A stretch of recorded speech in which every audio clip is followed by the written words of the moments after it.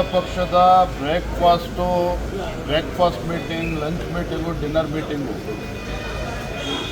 ಈ ಮೀಟಿಂಗ್ಗಳೇ ಇವತ್ತು ನಮ್ಮ ರಾಜ್ಯವನ್ನು ಕುಲಗೆಡಿಸಿರುವಂಥದ್ದು.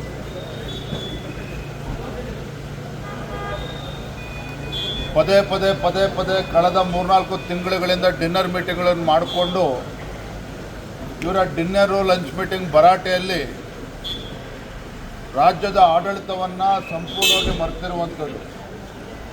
ಇವರ ಡಿನ್ನರ್ ಮೀಟಿಂಗ್ಗೆ ಇವತ್ತು ಕಬ್ಬು ಬೆಳೆಗಾರರ ಹೋರಾಟ ಇವತ್ತು ವಿಕೋಪಕ್ಕೆ ಕಾರಣನೇ ಇವರ ಡಿನ್ನರ್ ಮೀಟಿಂಗು.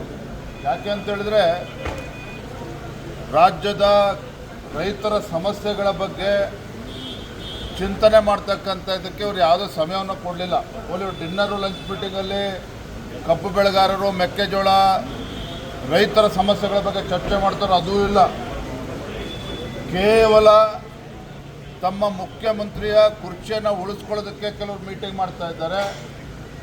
ಡಿ.ಕೆ. ಶಿವಕುಮಾರ್ ಅವರ ನೇತೃತ್ವದ ತಂಡ ಹೇಗೆ ಮುಖ್ಯಮಂತ್ರಿ ಸಿದ್ದರಾಮಯ್ಯನವರ ಕುರ್ಚಿಯಿಂದ ಬೀಳಿಸಬೇಕು ಅದಕ್ಕೆ ಅವರು ಸ್ಟ್ರಾಟಜಿ ಮಾಡೋದಕ್ಕೆ ಮೀಟಿಂಗ್ಗಳು ಮಾಡ್ತಾ ಇದ್ದಾರೆ. ಇದರ ನಡುವೆ ಆಡಳಿತ ಯಂತ್ರ ಸಂಪೂರ್ಣವಾಗಿ ಕುಸಿದು ರೈತರು ಬೀದಿಗೆ ಬರುವಂಥ ಪರಿಸ್ಥಿತಿ ನಿರ್ಮಾಣ ಮಾಡಿದ್ದಾರೆ. ನಾವು ಬೆಳಗಾವಿ ಅಧಿವೇಶನ ಪ್ರಾರಂಭ ಆಗುವ ಮುಂಚಿತವಾಗಿಯೇ ಸ್ಪಷ್ಟವಾಗಿ ಹೇಳಿದ್ವಿ, ಒಂದು 10 ದಿನ ಮುಂಚಿತವಾಗೇ, ಕನಿಷ್ಠ ಬೆಳಗಾವಿಯ ಚಳಿಗಾಲದ ಅಧಿವೇಶನ ಹೋಗುವ ಮುಂಚಿತವಾಗಿ ಆದರೂ ತಮ್ಮ ಈ ನಾಯಕತ್ವದ ಸಮಸ್ಯೆನ ಬಗೆಹರಿಸ್ಕೊಳ್ಳಿ. ಮುಖ್ಯಮಂತ್ರಿ ಕುರ್ಚಿಗೇನು ಕಾಳಗ ನಡೀತಾ ಇದೆ, ಇದು ಕಾಂಗ್ರೆಸ್ ಪಕ್ಷದ ಆಂತರಿಕ ವಿಚಾರ ಅಲ್ಲ.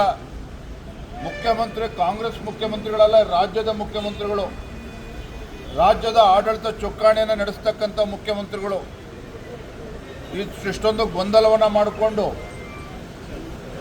ಯಾವ ಕಾಟಾಚಾರಕ್ಕೆ ನೀವು ಬೆಳಗಾವಿನಲ್ಲಿ ಚಳಿಗಾಲ ಅಧಿವೇಶನ ಮಾಡೋದು ಬೇಡ, ಬೇಕಾದ್ರೆ ಪೋಸ್ಟ್ಪೋನ್ಮೆಂಟ್ ಮಾಡಿ ಅಂತಲೂ ಹೇಳಿದ್ವಿ ನಾವು.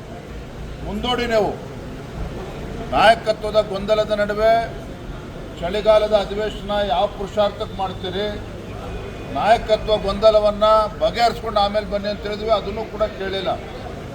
ಇಲ್ಲಿಗೂ ಬಂದು ಈ ಡಿನ್ನರ್ ಪಾಲಿಟಿಕ್ಸ್ ಮುಂದುವರೆದಿರ್ತಕ್ಕಂಥದ್ದು ನಿಜವಾಗ್ಲೂ ಕೂಡ ಈ ನಾಡಿನ ಜನತೆಗೆ ಮಾಡ್ತಾ ಇರ್ತಕ್ಕಂಥ, ಪ್ರಜಾಪ್ರಭುತ್ವಕ್ಕೆ ಮಾಡ್ತಾ ಇರ್ತಕ್ಕಂಥ ಅಪಮಾನ ಇತ್ತು ಕಾಂಗ್ರೆಸ್ ಪಕ್ಷ.